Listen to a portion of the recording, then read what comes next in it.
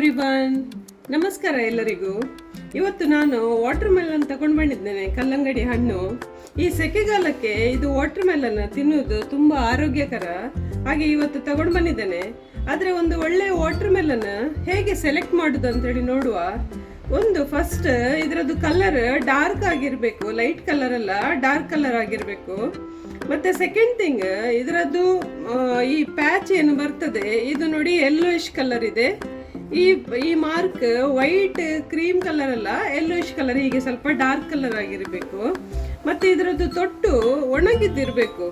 ಇದು ಹಸಿ ಇದ್ರೆ ವಾಟರ್ ಮೇಲೆ ಇನ್ನೂ ಕೂಡ ಅದು ಹಣ್ಣು ಆಗ್ಲಿಲ್ಲ ಅಂತ ಹೇಳಿ ಅರ್ಥ. ಹಾಗೆ ತೊಟ್ಟು ಇದು ಒಣಗಿದ್ದಿರಬೇಕು.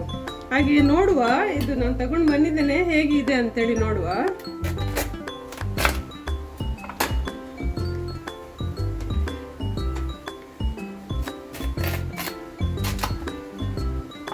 ಕಟ್ ಮಾಡಿದ್ದೇನೆ ನೋಡಿ, ಒಳ್ಳೆದಿದೆ. ವಾಟರ್ ಮೆಲನ್ ಫ್ರೆಶ್ ಆಗಿದೆ ಹಾಗೂ ಕೆಂಪು ಕಲರ್ ಬಂದು ಒಳ್ಳೆ ಹಣ್ಣಾಗಿದೆ. ಸೊ ಫ್ರೆಂಡ್ಸ್, ಒಳ್ಳೆಯ ಹಣ್ಣಾಗಿರುವಂತಹ ಹಾಗೆಯೇ ಜ್ಯೂಸಿ ಆಗಿರುವ ವಾಟರ್ ಮೆಲನ್ ಅನ್ನು ಹೇಗೆ ಸೆಲೆಕ್ಟ್ ಮಾಡೋದು ಎಂಬ ಮಾಹಿತಿಯನ್ನು ನಿಮ್ಮ ಜೊತೆಗೆ ಶೇರ್ ಮಾಡಿದ್ದೇನೆ. ಈ ವಿಡಿಯೋವನ್ನು ಲೈಕ್ ಮಾಡಿ ಹಾಗೂ ಶೇರ್ ಮಾಡಿ. Thank you so much.